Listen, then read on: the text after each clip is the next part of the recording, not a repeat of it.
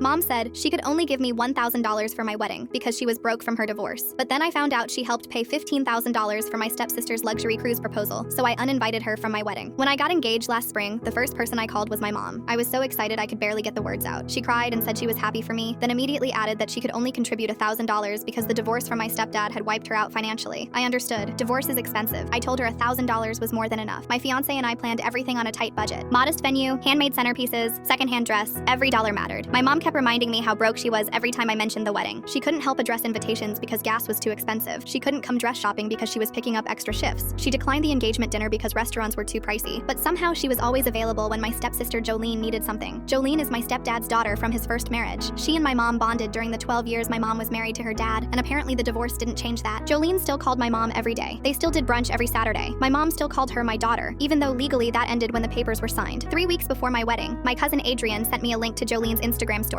I clicked it and my heart stopped. It was a video of Jolene's boyfriend proposing on a luxury Mediterranean cruise. Private balcony suite with rose petals, champagne towers, a string quartet on deck. The caption read, "The most magical night of my life. Thank you to everyone who made this possible, especially my bonus mom who helped make this dream come true." Someone in the comments asked how much the whole thing cost. Jolene replied with a laughing emoji. "Let's just say it was worth every penny of the 20,000. She tagged my mom in another comment. "Couldn't have done this without you," with 3 heart emojis. I called my mom that night trying to keep my voice steady. "How much did you give Jolene for the cruise proposal?" She went quiet for too long. "That's different," she finally said. "How much?" "15,000, but that was from savings, not checking." $15,000. The woman who told me she could only spare $1,000 for my actual wedding had secretly given $15,000 for a proposal vacation. Not even a wedding, a proposal. "You told me you were broke," I said, my voice cracking. I am broke. That money was set aside for emergencies. Jolene's boyfriend proposing on a luxury cruise was an emergency? You don't understand. Jolene needed this. Her confidence has been really low since the divorce, and I wanted to do something special. And my wedding isn't special? Of course it is, but you're strong. You've always figured things out on your own. Jolene just needs more support right now. There it was. The sentence that explained my entire life. I was strong, so I got nothing. Jolene needed support, so she got everything. I spent 3 days going through bank statements my mom had accidentally left visible on a shared iCloud account. The pattern was devastating. 2 years ago, she paid for Jolene's cosmetic surgery to boost her confidence. Last year, she funded Jolene's yoga certification. She bought Jolene a car when hers broke down, and told me she couldn't help with my student loans that same month. Every time I asked for help, I was told to be resourceful. Every time Jolene asked, the wallet opened. I uninvited my mom with a single text. "You're no longer welcome at my wedding. You chose Jolene over me for the last time." She called 21 times. She showed up at my apartment sobbing, saying I was ungrateful and overdramatic. She said I was punishing her for being a good mother figure to a girl who needed one. I needed one too, I told her through the door. I just never got one. My wedding was beautiful, small, honest, and paid for entirely by my husband and me. My dad walked me down the aisle. My best friend gave the toast. There was an empty chair in the front row where my mother would have sat. Nobody asked about it. At the reception, my cousin showed me my mom had posted a photo of the outfit she planned to wear with the caption, "Some children will never appreciate sacrifice." Jolene commented with a heart. I locked my phone, took my husband's hand, and had our first dance.